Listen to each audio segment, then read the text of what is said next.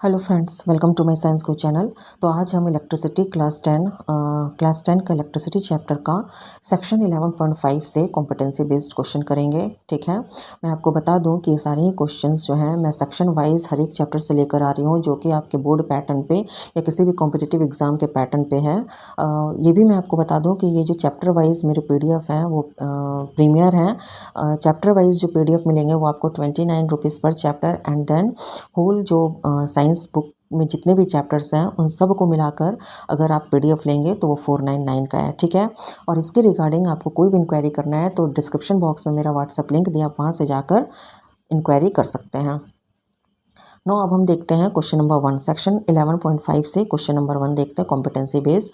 Question number 1 है हमारा, a student connects to nichrome wires of the same thickness. Wire is 1 metre long while wire B is 2 metre long. Which wire has greater resistance and why. ठीक है, एक student जो है वो दो nichrome wire जिसका थिकनेस सेम है उसको क्या करता है, एक दूसरे के साथ कनेक्ट करता है। वायर ए जो है वो 1 मीटर लॉन्ग है, जबकि वायर बी जो है वो 2 मीटर लॉन्ग है। तो पूछा जा रहा है कि इस वायर का रेजिस्टेंस ज़्यादा होगा और क्यों। तो हमारा आंसर होगा कि वायर बी का रेजिस्टेंस ज़्यादा होगा। क्यों? क्योंकि रेजिस्टेंस जो है वो कंडक्टर के लेंथ से डायरेक्टली प्रोपोर्शनल होता है। अगर एक्सप्लेनेशन में देखें तो आप ये देख सकते हैं, longer wire offers more opposition to the flow of current. एक लॉन्गर वायर जो है वो करंट के फ्लो को ज़्यादा अपोज करता है। अब हम देखते हैं क्वेश्चन नंबर 2। क्वेश्चन नंबर 2 में two copper wires have the same length but different thickness. दो कॉपर वायर का लेंथ सेम है और थिकनेस जो है वो डिफरेंट है। और फर्स्ट क्वेश्चन में क्या था, थिकनेस सेम था और लेंथ उसका डिफरेंट था, और सेकंड में है लेंथ सेम है थिकनेस डिफरेंट है। तो किस वायर का रेजिस्टेंस लो होगा? तो हमारा आंसर होगा थिकर वायर का रेजिस्टेंस लो होगा, क्योंकि इसके पास, थिकर वायर के पास लार्जर क्रॉस सेक्शनल एरिया होता है। तो एक्सप्लेनेशन में देखिए, रेजिस्टेंस डिक्रीज करता है जब क्रॉस सेक्शनल एरिया इंक्रीज होता है।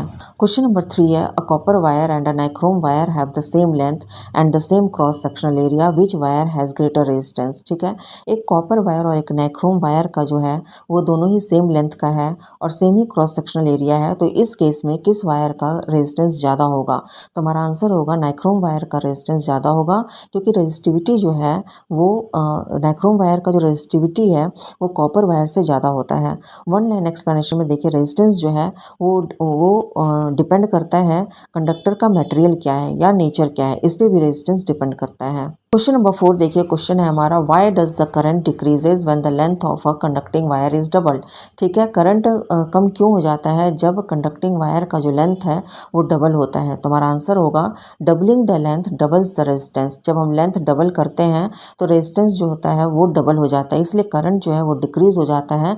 ये किसने बोला था? तो ये ओम्स लॉ के अकॉर्डिंग ये था। ठीक है, कि अगर आप लेंथ को डबल करोगे तो रेजिस्टेंस भी डबल हो जाएगा और करंट जो है वो कम हो जाएगा। तो एक्सप्लेनेशन में देखिए, ए लॉन्गर वायर मतलब हायर रेजिस्टेंस मतलब लोअर करंट।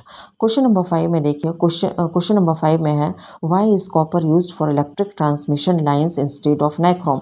नाइक्रोम की जगह पर इलेक्ट्रिक ट्रांसमिशन लाइंस में कॉपर को क्यों यूज़ किया जाता है? आंसर होगा कॉपर के पास रेजिस्टिविटी लो होता है, इसलिए वो ईजिली इलेक्ट्रिसिटी को फ्लो करता है लेस एनर्जी लॉस के साथ। वन लाइन एक्सप्लेनेशन में है, जो कॉपर है उसका रेजिस्टिविटी लो है तो वह एक्सीलेंट कंडक्टर कहलाता है।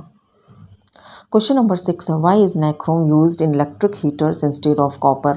नाइक्रोम को इलेक्ट्रिक हीटर्स में क्यों यूज़ करते हैं, कॉपर की जगह पर नाइक्रोम को क्यों यूज़ करते हैं? तो हमारा आंसर होगा नाइक्रोम का रेजिस्टिविटी हाई होता है और वो ज़्यादा हीट प्रोड्यूस करता है बिना मेल्टिंग, वो ईजिली मेल्ट नहीं होता है। वन लाइन एक्सप्लेनेशन यही है कि high resistance helps convert electrical energy into heat. किसी भी चीज़ का अगर रेजिस्टेंस हाई है तो वहाँ पर वो क्या करेगा, इलेक्ट्रिकल एनर्जी को हीट में कन्वर्ट कर देगा। क्वेश्चन नंबर 7 है, a student replaces a thin wire with a thicker wire of the same material and length. एक स्टूडेंट है जो कि थिन वायर की जगह पर थिक वायर सेम मटेरियल का और सेम लेंथ का यूज़ कर रहा है। ठीक है, रिप्लेस कर देता है। What happens to the current. तो वहाँ पर करंट क्या होगा? तो आंसर होगा हमारा करंट इंक्रीज हो जाएगा। क्यों? क्योंकि वहाँ पे रेजिस्टेंस जो है वो क्योंकि वहाँ पे रेजिस्टेंस डिक्रीज हो जा रहा है। एक्सप्लेनेशन में देखिए, a larger cross sectional area reduces resistance. जब भी किसी चीज़ का क्रॉस सेक्शनल एरिया जो है वो अगर बड़ा होता है तो रेजिस्टेंस को कम कर देता है। क्वेश्चन नंबर 8 में है why do resistance and resistivity change with temperature. Resistance और रेजिस्टिविटी जो है वो टेम्परेचर के साथ चेंज क्यों होता है। तो हमारा आंसर होगा temperature changes the movement of electrons inside the conductor.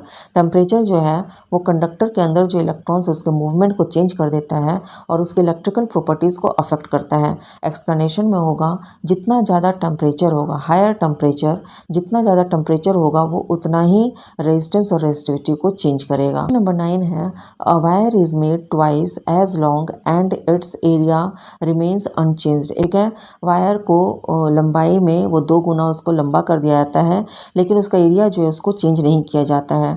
Then what happens to its resistance. तो इसका इफेक्ट रेजिस्टेंस पे क्या होगा। हमारा आंसर होगा its resistance becomes twice the original value. तो रेजिस्टेंस भी जो है जो ओरिजिनल वैल्यू था उससे डबल हो जाएगा। एक्सप्लेनेशन में ये कि रेजिस्टेंस जो है वो डायरेक्टली प्रोपोर्शनल होता है लेंथ के। क्वेश्चन नंबर 10 में है a wire has the same length but its diameter is double. अब क्या किया गया कि वायर के लेंथ को सेम रखा गया और डायमीटर को डबल कर दिया गया। तो अब ऐसे केस में रेजिस्टेंस पे क्या इफेक्ट होगा। हमारा आंसर है रेजिस्टेंस जो है वो 1/4 हो जाएगा ओरिजिनल वैल्यू के, क्योंकि एरिया जो है वो 4 टाइम्स लार्जर हो जाएगा।